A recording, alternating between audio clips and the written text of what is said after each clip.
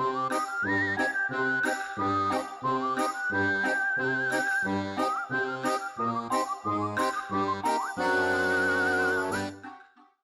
yeah, you wanted to do the bit. No. Don't think about it. I'm trying not to. Just don't think about it.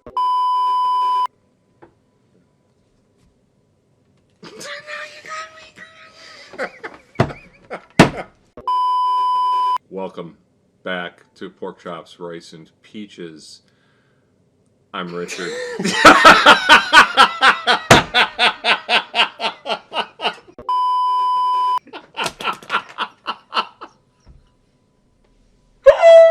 Hoping it's just gonna be a bunch of outtakes.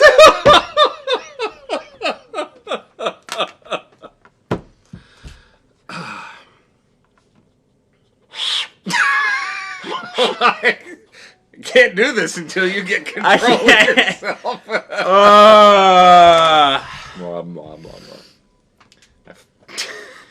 Now you finally understand blooper reels and sitcoms, right? Oh, I know. Oh, Yeah, I've understood those for a while. Welcome back to Pork Chops, Rice, and Peaches. I'm Richard. I'm Noah. And the two fools that covered Invasion of the Body Snatchers last year have been replaced. You have nothing to worry about. I have nothing to add. Good, because I can't carry this on any longer. That was the end of the shtick. Welcome back to Pork Chops, Rice, and Peaches. Last year, in our wonderful October Halloween movie stretch. Yeah, we covered the 1956 Invasion of the Body Snatchers, based on the 1955 novel written by W.D. Richter. No, Jack Finney. One of the two. I think it was Jack Finney. Anyways, we decided then that this year we would do the 1978 remake. With Sutherland. Donald Sutherland. Donald Sutherland. Yes, directed by Philip Kaufman, starring Donald Sutherland, Brooke Adams, a very young Jeff Goldblum. Yes. Which it was kind of interesting to watch because it was like Jeff Goldblum's delivery and his style pretty much have remained unchanged for decades. Yeah. Veronica Cartwright, did you recognize her? Yes. From? I don't know what from. Yeah. I know the name. Right. I just don't remember what. Lambert from Alien. She had funny. much shorter hair. Yes. Right? Okay. And she was Nancy Belichick. Leonard Nimoy, Kevin McCarthy making a cameo from the original movie. Did he? As was Don Siegel, the director from the original movie, made a cameo. Interesting. And then, a whole bunch of others because... Yes. Yeah, so, cool. Spores that travel through the vacuum of space and are unharmed by the vacuum of space and don't burn up as they pass through the atmosphere into Earth, land on Earth, and populate. Yes. This movie is very similar to the original in more ways than I realized. It is, actually. Because I had never seen the original movie, but I had seen this one before. So I knew, but it had been many years since I had seen it. I forgot, after watching the original last year, it never occurred to me how similar they were. Specifically down to the pods. I forgot just how... I was watching it and realized, oh yeah, this is very, very close to the original. Yes. Tone is much different in this one. Yeah, yeah, kind of. It's a little lighter, but not by much. The original is lighter? No, this one's a little bit lighter, but not. I think this one's lighter. Yeah, okay. I think the original was heavier. I really do. I think it was more somber. Part because it was black and white. You have all the lighting of a black and white movie, and it doesn't. There's no bright colors to lighten things up to... Interesting. Yeah. Well, we'll talk about that. Yeah. We'll talk about it in a little bit. So, yeah, alien spores coming to Earth, populating, and essentially creating duplicates of everybody, and transferring their mind, supposedly, Right. to the new body, but taking away the emotions. Yes. Yes. Yes. And the one thing that this movie did that the original didn't do, and I've never read the book, so I don't know if the book does it, but this movie made the spores, the alien life form, understandable. It's not that we agree with what they're doing, but they're literally just a species trying to survive. Yes, and so it's completely understandable that they're doing what they're doing. Yeah. It's very primal. Yes. And that makes it almost kind of existential horror in that. Yes. Which is always a great concept for any villainous thing. I would classify, because you can't really do like a human threat like this. Right. It has to be essentially an alien threat, or it has to be an animalistic threat, or in this case, it's plants. It's a very primitive life form. Mm-hmm. It hasn't developed it hasn't developed morals. Nope. It's as you say, animalistic in that it's very, very basic. Yeah. It is survival of the fittest. That is, yeah. And that it takes out the morals and the values of the people is really an interesting aspect of the situation. It is. Yeah. The interesting thing, it's almost a mirror to like an AI threat in a movie, which is very interesting because they're very similar, but they're different at the same time. So okay, so let's talk about this, because Sure. feed into it. So we've got the horror of this movie. There's a horror of the mind. Is a horror of the mind. Right. You don't. People are getting converted in their sleep. Essentially, Yes. It almost looks like they're getting absorbed. Yeah. And they crumble, and they almost decompose. Their body and everything that is them decomposes, and then the new thing is now them. Right. But it's obviously not. So everyone's noticing it, and they notice it immediately because this life form hasn't. Some of the life form has adapted and plays the part better, Yes. and some of them don't. So So people start noticing that something's off about their husband, their wife, their fiance. Right.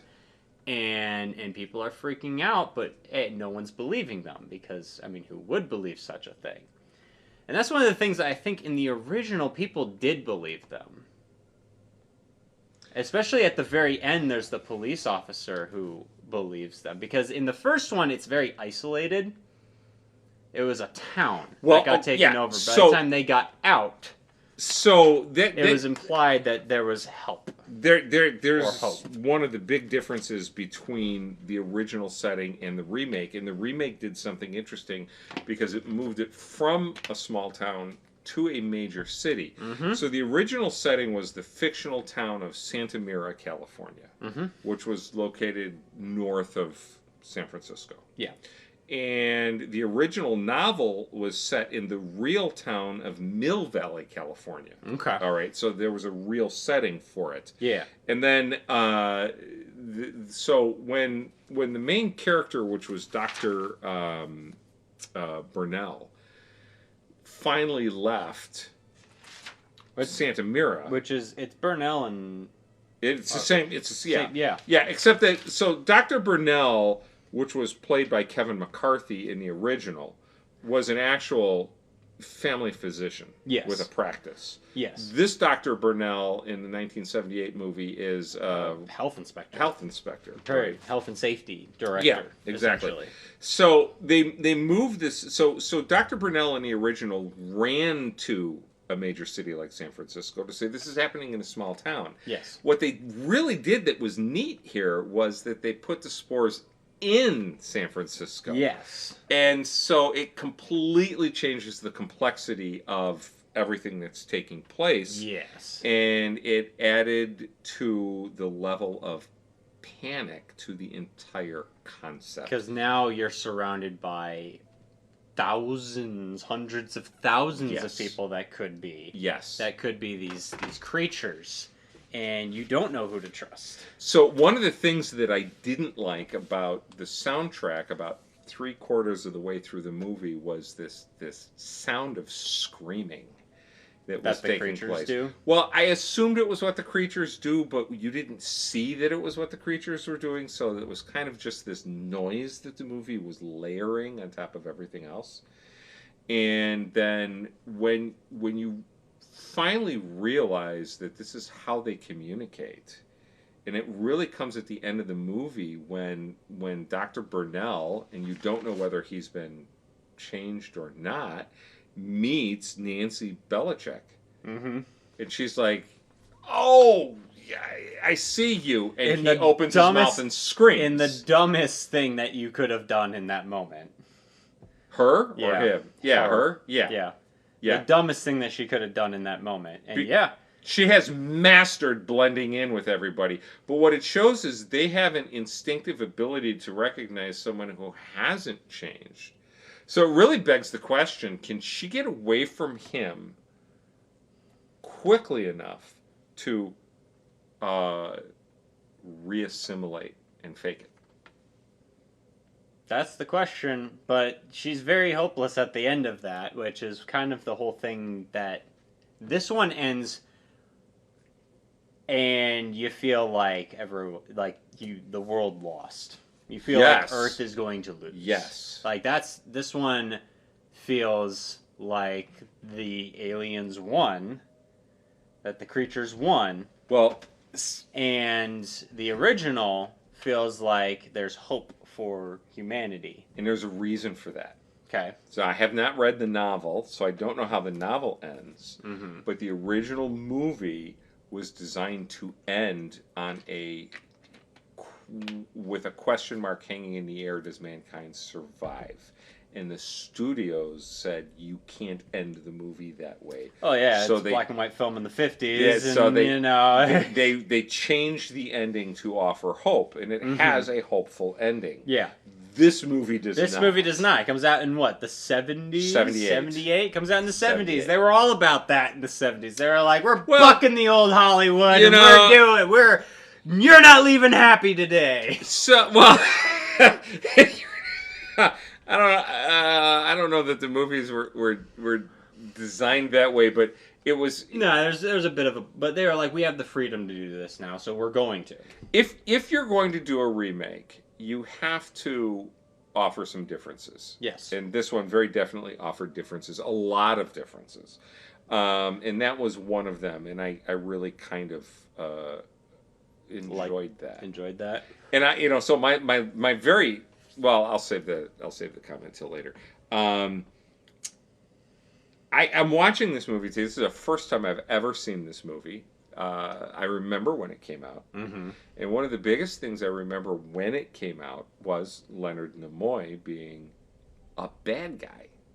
So, Leonard Nimoy, if you look at his career, he did a lot of different things beyond Spock and Star Trek, which he is known for. Yep. Right? But that is by far his signature piece. Yes. And he was tremendous at it. Yes. But his work in theater is, far exceeds anything he ever did in Star Trek. Okay.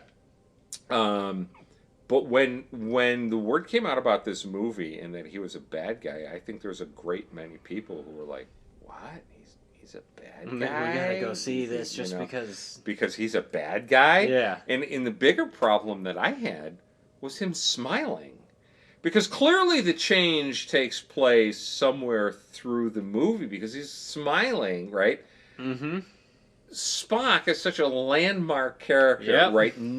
Only smiles in one episode of Star Trek that I'm aware of. Yeah. Right? You know? And that seeing Leonard Nimoy smile and laugh was so strange that I was actually uncomfortable watching it. Even though my mind was telling me he was married with kids and he laughed and joked all the time. I mean, if you think about it, that actually almost works to the movie's favor in the time it came out with, because Star Trek is 60s into the 70s. The original was 60s. And then the movies went into the 80s, right? Yeah. So, if you have an actor who is known for his stoic, blank face. Yep. And you're going to put him in a movie.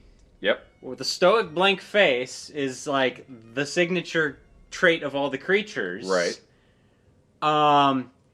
Having him smile all through the beginning of the movie is kind of unsettling. It is unsettling. And it almost makes you wonder if he's already one of them. Well, you know, you made the observation here just a few moments ago that some of them are more adept at blending in than others. Yes. And so you get absolutely no information as to when he has made a change. Exactly. He is the key to that. Because there's multiple points in this film where he could have already been turned. Yes, even from the very beginning. Exactly. Yes. So you don't know when. And I think that's a strength of this movie, is that it's hard for the audience to tell when some of these characters have turned. And there's moments where it's hard to tell if Donald Sutherland had turned at the end. Intentionally so. Yes. You can't tell if he's blending in or if he's looking or if he's Yes. already converted. Yes. Because there's a couple moments where there's almost like emotion on his face. At the very end there. And then he screams. When he walks into the Department of Health and he sees Elizabeth Driscoll sitting stone-faced, adjusting the knob on that little thing, you're wondering, is he fitting in or not? Yes. Exactly. And exactly. he's impeccably dressed in that scene. Like, better dressed than he was at any other point in the movie, where he was kind of the rumpled reporter look through the entire thing. Yes. He was right off the pages of GQ. Funny you say that, because I thought she looked very Lois Lane through this whole movie. I almost had to do a double take. Well, okay, so I almost had to do a double take. I had to fact check it because I was like, "That's not Lois. That's not Lois." No. But I was like, she looks like she could have been Lois Lane. So my thought was, it was a combination of who did Lois Lane in it wasn't her name slips my mind. So I was thinking of it earlier today because I did some research on Brooke Adams, who played Elizabeth Driscoll, because she sounded so much like Margot Kidder. She sounded so much like Nancy Allen, from Raiders. Yeah. Okay, and that too. You know, I mean, there was so much there, and Indiana Jones, So that was kind of interesting. Marion. She was Marion. Yes. So there was all of that overlap. There was, and then So now my train of thought just departed the station. I wasn't on board. Where was I going with this? I don't know. The cast, but. It was enough of it.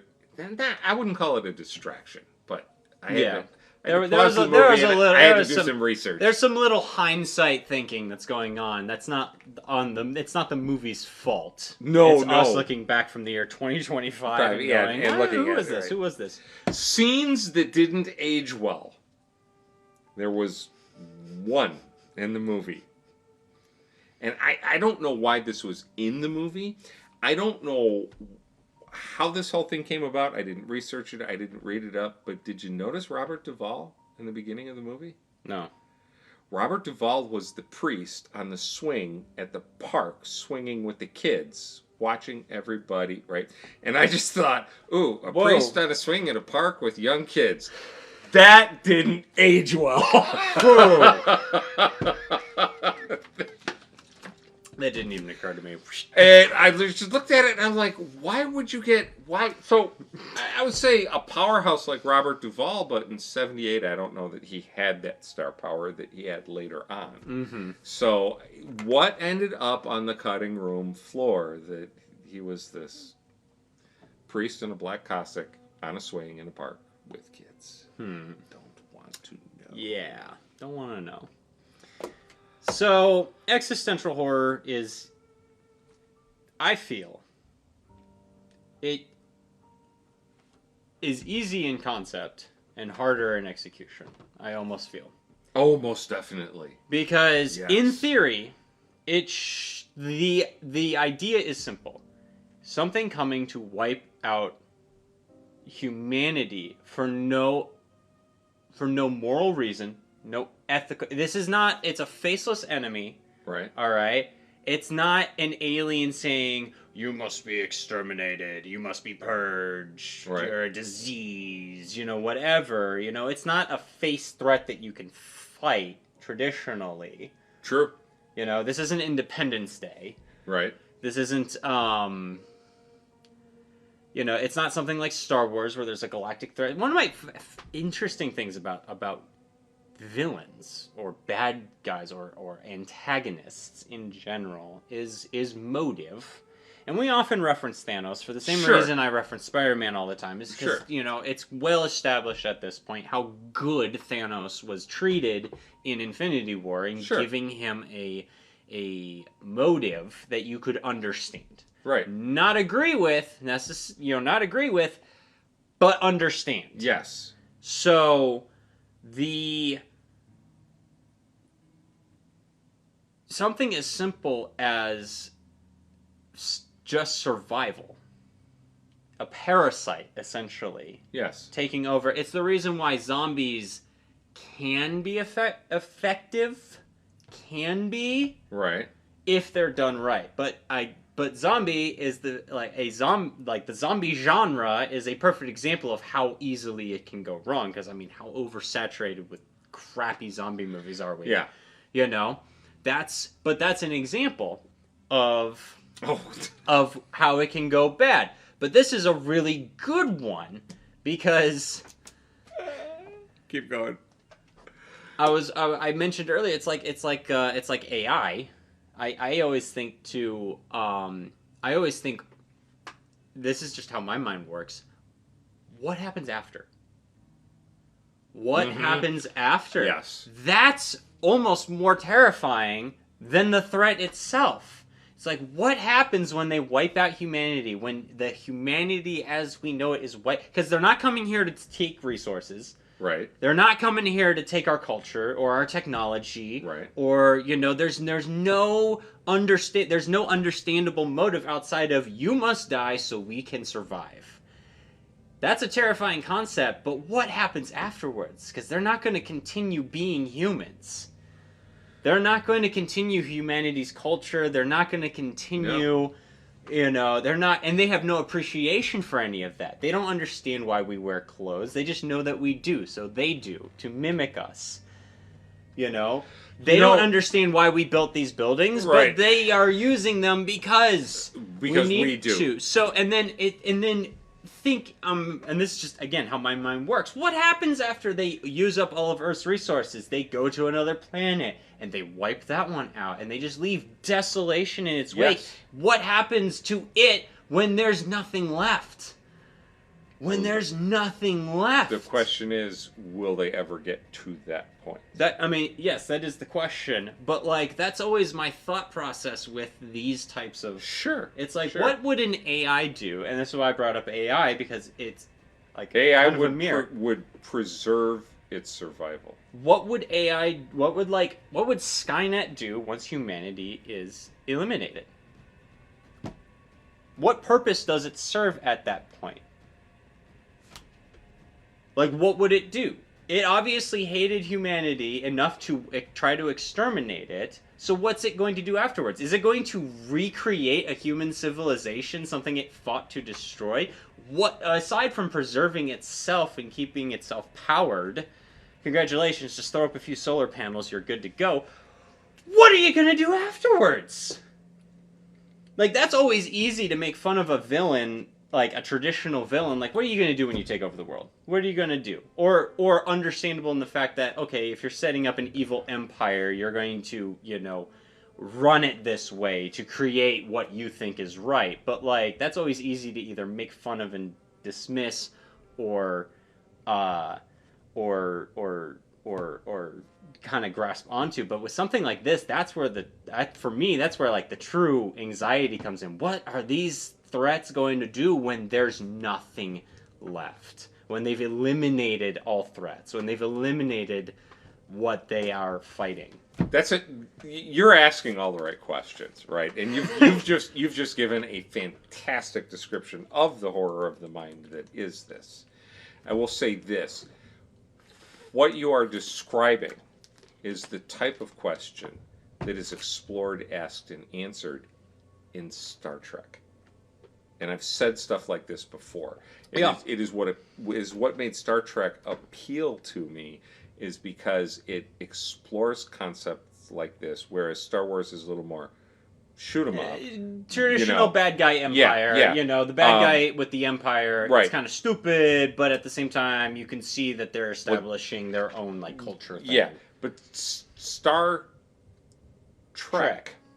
Are you talking about the Borg specifically? No, in this, so it's interesting you should bring up the Borg. I was thinking of the Borg just about 5 minutes ago, because there are some parallels with the idea of wiping out humanity, the hive mind. Mortals. Right, Yeah. The hive mind, that's a great way of putting it, hive because a mind lot of these threats are essentially a hive mind. Yes. Yes. And the part of the horror is losing our individuality. Yes. But part of the horror is, I mean, let's face it, you talked about, what are they going to do next? Humanity will not repopulate using traditional intercourse, because they won't feel attraction, they won't feel love, so they're not going to do that. And the spore doesn't need to reproduce that way, because the spore is a spore that reproduces. So you don't have that. What happens to people, the same thing applies to the Borg. Mm-hmm. In fact, they can just reproduce in kind of like the Matrix, the wall of little pods. Yeah. But again, the individual doesn't exist anymore. It's a part of a collective. So what's the... What? Yeah. Yeah. Yeah. And what is your end goal? Like, and I don't know, because I haven't seen enough of Star Trek to understand what the Borg's end goal besides to assimilate everything. But, like, what would you do from there? Well, yeah. And then I don't know that beyond the threat, because let's face it, you have to have a threat to have, something to overcome for your heroes. Mm-hmm. I don't know that anybody... Or fall to, in this case. Has anybody... And, hey, if you know the answer to this question, books, movies, or TV shows that have explored the question, what next after they win? There is one story that I know that does. Ish. And it's terrifying. And it's, I have no mouth, but I must scream. Ouch. There's a concept. Have you ever read that one? No. Terrifying. Is it Asimov? Who wrote it? Hold on, I'm looking this up. I have no mouth. Sorry. It's not Asimov. It is Harlan Ellison. I Have No Mouth and I Must Scream is a story that takes place on a post-apocalyptic Earth where an AI that was designed, I believe, to help countries like manage their nuclear response program ended up nuking the Earth and taking it over. So, and I wiped out human population and took over the entire planet.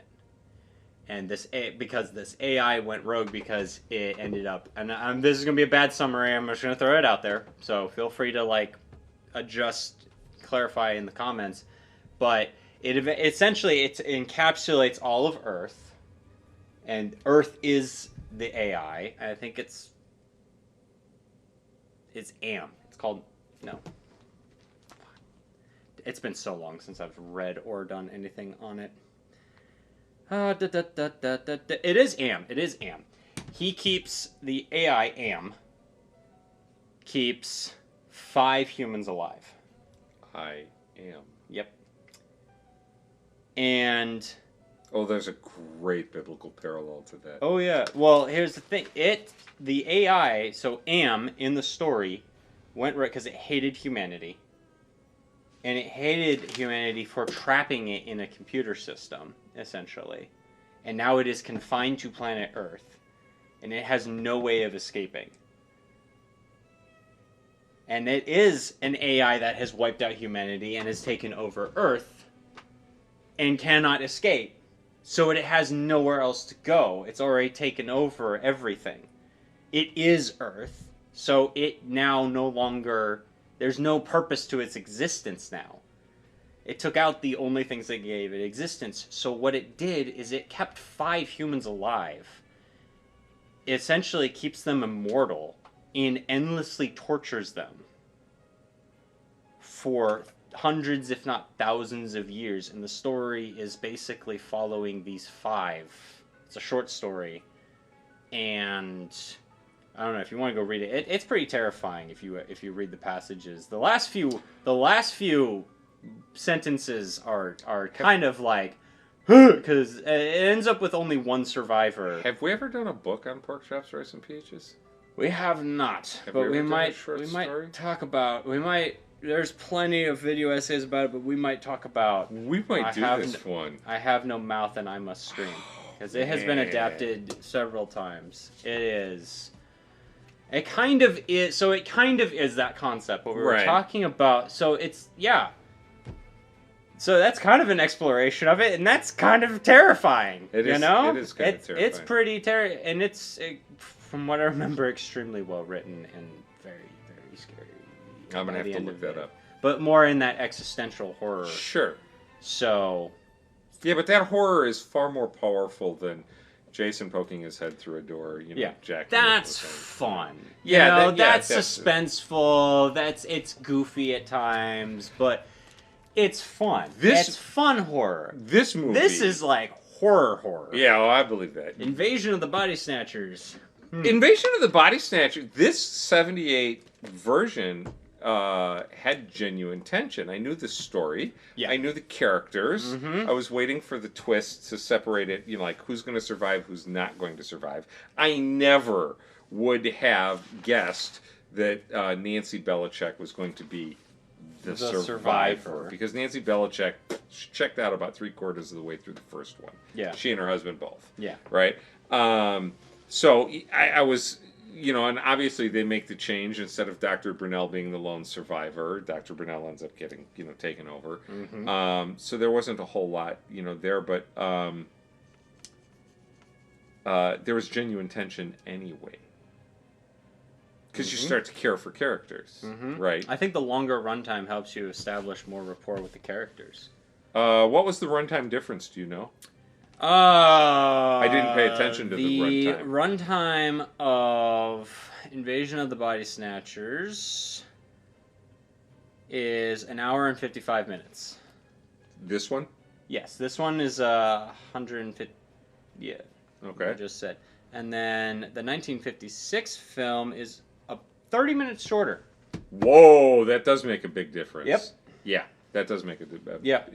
And I think it's obvious in the first 30 minutes. You don't even get a clue unless you already know the premise. Like, you barely get any clues as to what is actually going on until really you get to the bathhouse, the massage parlor. That's where you really start to figure out what's going on. I did not need to see that fat actor being rubbed down. Did not need to see that. Did not need that. There's a lot of things this movie didn't need, but whatever. That was kind of disgusting. And he got out of the mud bath. Yeah. It was like, please. I didn't need to see that. That was bad. Ugh. So there was something I wrote about when we were talking about here. They did something in the first movie showed bodies bursting out of the pods and bodies growing and developing. Yeah. But the connection between Pod Jack and Real Jack was creepy because one eye's opened, the other would close, the other would open, those would close. Like there was almost a telepathic connection between the two as they were as they were developing, and the right nostril bleeding. Yep. Was just that was really good. It was really well really done. Good. It took the creep factor and just skyrocketed it. Yes. You know, even though the first shot, it's the very blood obviously around, it's very obviously 70s blood. Yeah, that's it was near really pink. bad. Yeah, yeah. They did great things with the camera angles on Donald Sutherland. Oh, yes. Looking down at him as he's making his way through the house to rescue Elizabeth. That whole scene as he's trying to rescue her from the house, like the stairway shot. Yes. The cinematography in this was really fun. So the stairway shot, looking up the stairway, and you have the bright light at the top of the stairs and the shadow of the handrail on the wall. I took a look at that and I said, what a hat tip to the black and white original, because it is scenes like that and lighting like that distinguishes black and white movies from color movies, and they went out of their way to just doff the cap to the black and white masters, and I really appreciated that. The lighting on his face as Donald Sutherland looks out from the closet. That was really good. Yes. There was, that's the type of stuff you see on an old Boris Karloff movie where, he's the creature that's coming out to kill people, not the good guy trying to save someone. Yes. Yes, so that was there's really good. shots where it's the classic like light flashlight under the face, Yes. looking up, but Yes. it's on Donald Sutherland. Yes. Who, I mean, do we need to do Kelly's Heroes at this point? Oh, we should for fun. Just for fun. I haven't seen Kelly's Just Heroes. do Kelly's in Heroes, years. because we did MASH last year. Kelly's early this year. Heroes. Shorts for it just started appearing, and I totally forgot he was the high tank driver. Oh, yeah. Yeah. We got a paint round. It's a German tiger. Paint pretty flowers. I have to go back and I remember that line redo that. distinctly the first time I watched it. Oh yeah, and Clint Eastwood's in it. Did you notice when they made their escape from the house that his car started right away on the first try? Yeah, I know. I love that. It was We need to great. bring that back. It was great because it's so. It's so cliche in the slasher films that the car just doesn't start. Yeah, exactly. Right. I noticed right away, and then it continued through the whole movie, and it was really great. The repetition of trash cans of gray pod fuzz, garbage trucks, dumpsters filled with gray, fuzz. Yeah, you saw it right off the bat. Yeah, Yeah. It was great because it kept going over and over and over again. I was supposed to check. This one had a much smaller goo budget than the other ones we've done so far.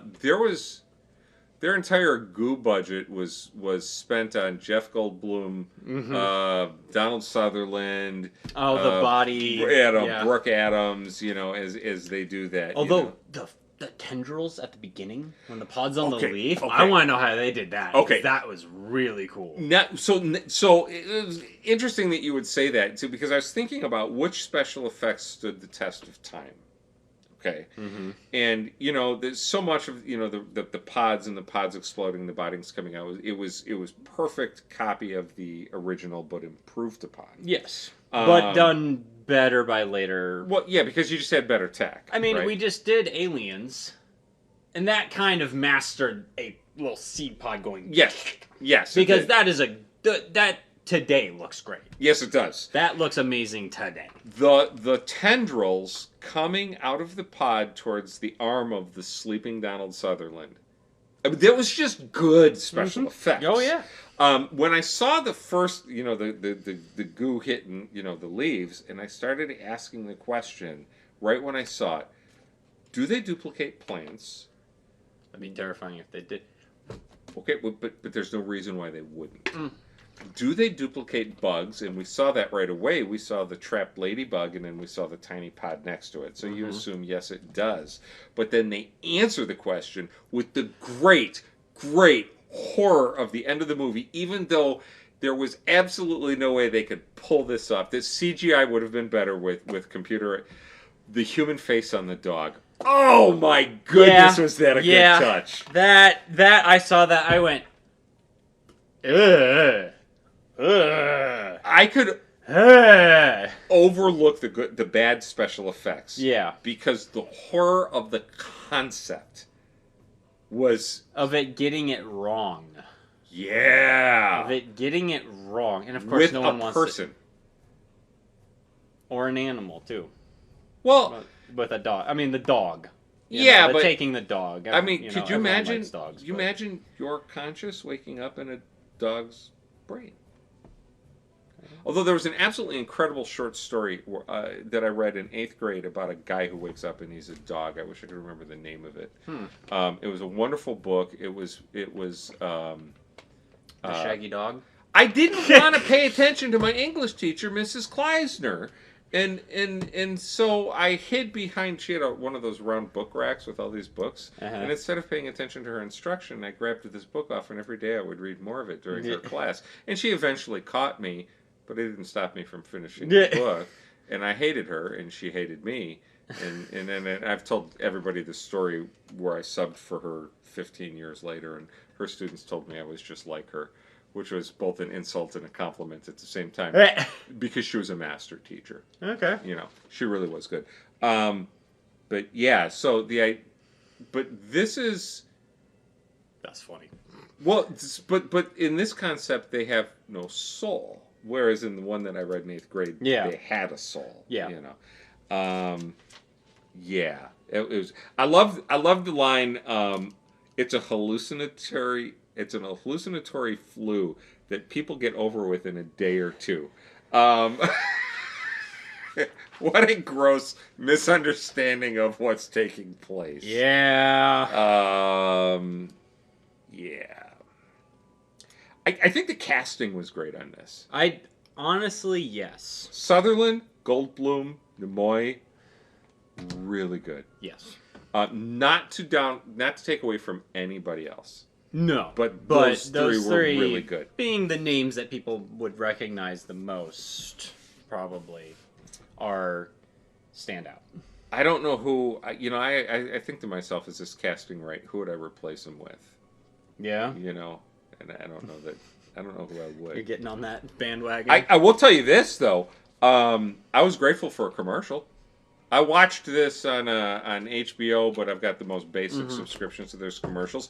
The tension got so high at this point that when the commercial popped on, I went, I need a break. Otherwise, I would have stopped it. Yeah. Now, that's a compliment to the filmmakers. Yeah. Because if you're sitting in a theater and you're just like... Yeah, exactly. If you have that heartbeat, go check out a doctor, because that was highly irregular. What I just did. I love the line, what is this? It's Speed. The directions say take 1, take 5. Yes. That was smart, too. Well, it was smart. It was funny, and it was smart. Because they get injected with a sedative later. Yes. And it helped them fight it off. Yes. Because now they've got two things fighting. Yes. Although that's also a horrific... And some... I've seen the concept done in other... shows and movies, the don't go to sleep, you'll never wake up. Yes. I don't think any of them have done it better than Body Snatchers, in my opinion. It'd be very hard for me to find one that I think did it as good. Or have so much on the line. And it's such a simple part of a much bigger thing. Yes. Whereas for those other projects, it's like the main thing. It's like... But that's kind of terrifying. You can only stay awake as a human for so long.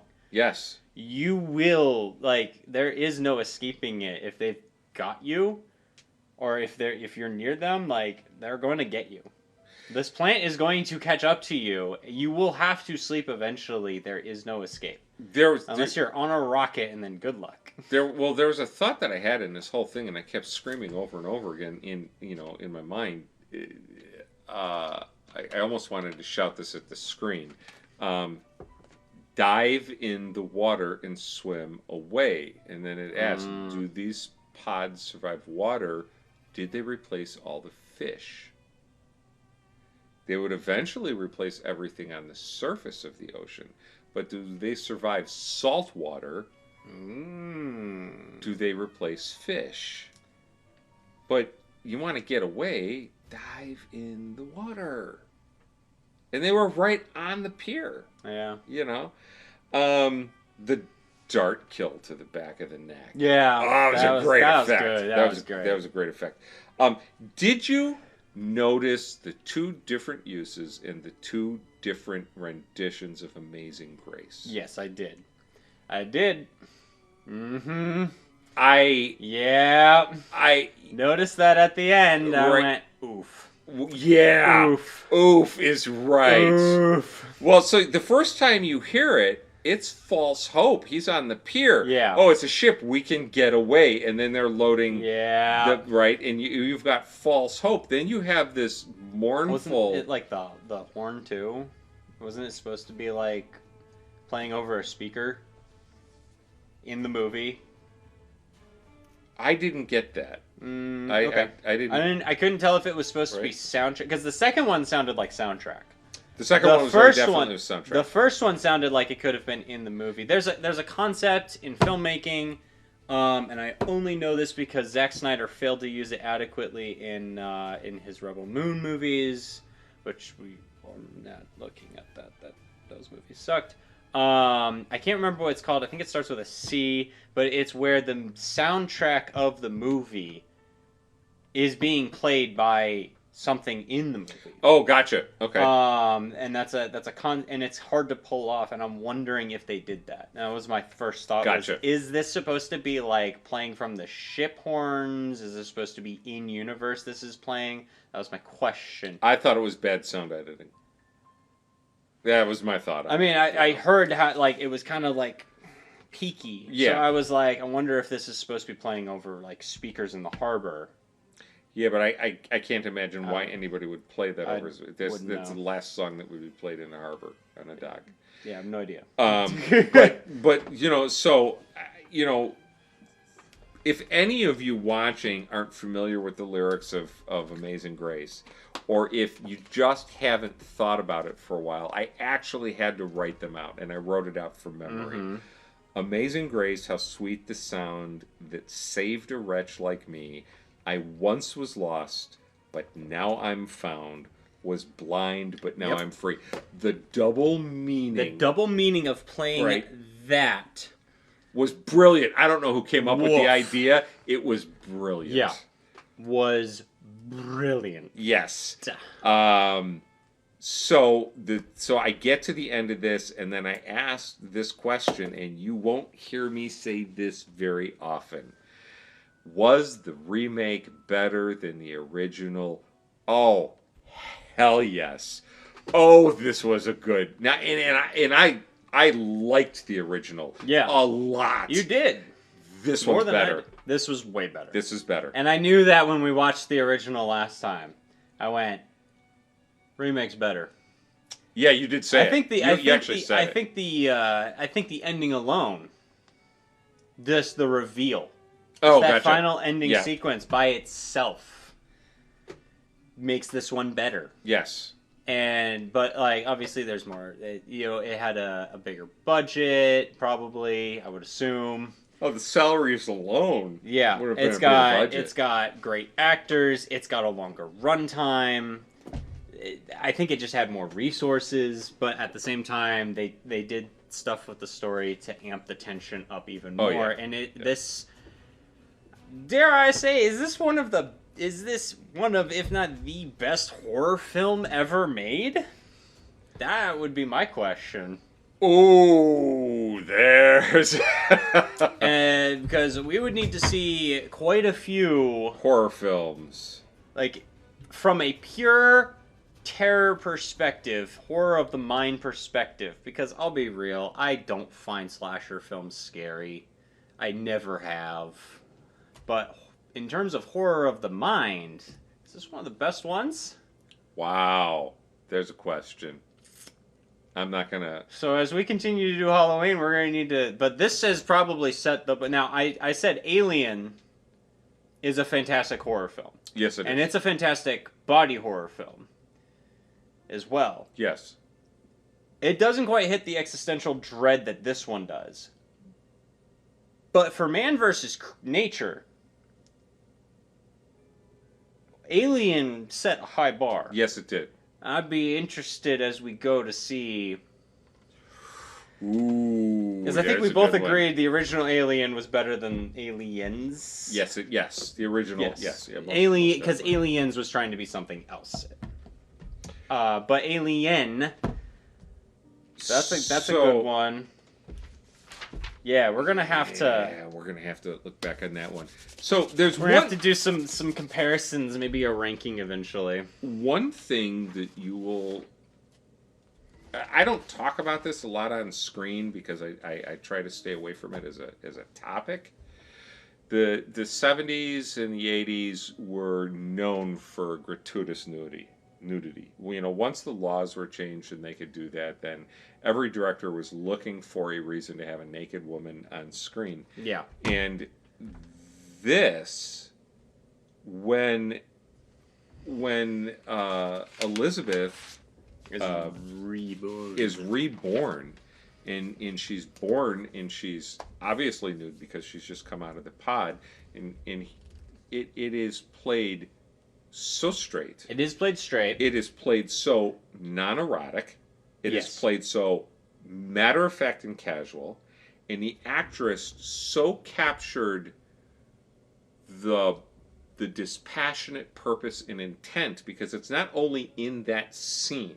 Yeah, because they do it later. Right? They do it later where she continues She's into running the warehouse. through a thing and everyone else is just ignoring her. Exactly. Essentially. And then she screams and they go after him. And then later on you see her dressed, because later on she's obviously had an opportunity to go get you know, the clothing that this person would normally wear. And I just thought it was so well done. I think that question was asked last year on Alien. Has there ever been a true use of where it? I think we asked a question about like, when does nudity not serve titillating purposes? Exactly. This was it. It was handled I think we hadn't seen something like that. No, at that point. This one. Yeah. Was it necessary? No, it's not ever really necessary, and I think is what we got to. I think it could have been worked around. You definitely didn't need to be full frontal. You could have achieved the same effect by cutting the picture right here. Yeah, or having a couple key things placed. Yeah, exactly. But you know, in terms of if you're going to do it, this one was handled really well. So yeah, I mean, better than the original. I truly enjoyed this. This one was good. This was really good. So, have you seen Invasion of the Body Snatchers? 1 or 2? Do you have a preference between the first or the second? It's the second. It's the second. And also, I think there's more. There are more. Well, there's a whole bunch of versions of it. Yeah. Body Snatchers and you know stuff. Like that. I haven't seen anything good about the other ones, so I wasn't even aware of them until I saw them. Doing this. Yeah, and so we started doing this. So if you haven't seen it, this is go see it. Go see it. You know, it's good. Yeah, it's good. HBO Max right now, I think, has it. Yes. Yeah, well, everybody knows how much I don't like zombies. I was flipping through Instagram and I came across this reel. It was a behind the cameras film of 2 actors in full Hollywood. I mean, great zombie makeup, who obviously are professional dancers getting their coin by being an extra. Yeah. They're in full costume and they are doing the Michael Jackson dance from Thriller. That's awesome. And they were good. I mean, they really had it down. It was absolutely hysterical to watch it. I think it's one of the few times I have looked at zombies and said, "Oh, this is just fun." That was my thought on zombies. That's funny. Yeah. That's funny. Thanks for watching this episode of Pork Chops, Rice, and Peaches. We'll see you next year. Bye.